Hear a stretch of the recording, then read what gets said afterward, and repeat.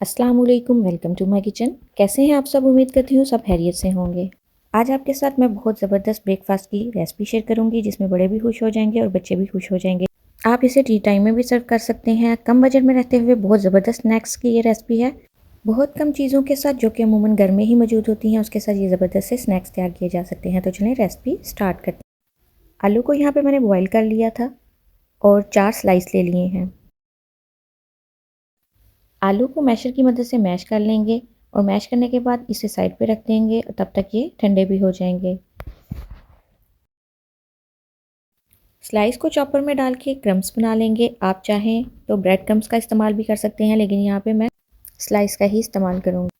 میش کیے ہوئے آلو میں باقی چیزیں شامل کریں گے۔ یہاں پہ میں نے 1/3 کپ چاولوں کا آٹا استعمال کیا ہے۔ آپ اس کی جگہ میدا یا کارن فلور کا استعمال بھی کر سکتے ہیں۔ اس کے بعد اس میں مسالے ایڈ کریں گے، نمک، مرچ، دادر مرچ، دھنیا پاؤڈر اور زیرہ پاؤڈر، اور جو سلائس کے کرمس بنائے تھے وہ شامل کریں گے اور اسے بالکل آٹے کی طرح گوندھ لیں گے۔ آپ اسے مسلسل ہاتھ سے مکس کرتے جائیں گے تو یہ ڈو کی شکل آ جائے گی۔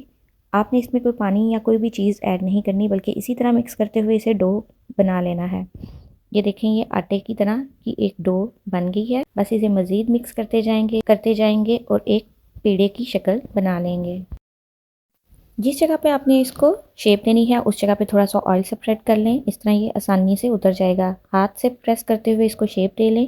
آپ اسے بیل بھی سکتے ہیں لیکن یہ ہاتھ سے ہی پریس کرتے ہوئے آپ اس کو ایک اسکوئر سی شیپ دے لیں گے۔ بہت آسانی سے یہ شیپ میں آ جائے گا۔ اس کے بعد چاہیں تو آپ اسے کوئی بھی شیپ دے لیں۔ آپ اسے گول بھی شیپ دے سکتے ہیں، سٹکس کی شیپ بھی دے سکتے ہیں، اسکوئر شیپ بھی دے سکتے ہیں، لیکن یہاں میں اس کو ٹرائنگل شیپ میں کٹ کر رہی ہوں۔ آپ کو جو شیپ پسند ہو آپ اس میں کٹ کر لیں۔ کٹ کرنے کے بعد آئل میں نے پہلے ہی گرم کرنے کے لیے رکھ دیا تھا۔ جب آئل اچھے سے گرم ہو جائے گا پھر ہم نے اسے شامل کرنا ہے۔ میڈیم ٹو ہائی فلیم پہ ہم اسے تب تک کوک کریں گے جب تک اس کا کلر گولڈن نہیں ہو جاتا یا یہ کرسپی نہیں ہو جائیں گے۔ جب ایک سائڈ پہ اچھے سے کلر آ جائے گا تو پھر اس کی سائڈ چینج کریں گے اور سائڈ چینج کرنے کے بعد بھی اسے دوسری طرف جب تک اچھے سے کلر نہیں آ جاتا تب تک کوک کریں گے۔ یہ دیکھیں کتنا پیارا گولڈن کلر آ چکا ہے۔ بس اسے نکال لیں گے اور سٹینر میں رکھ دیں گے کہ آئل اچھے سے نکل جائے۔ اسی طرح تمام کو فرائی کر لیں گے۔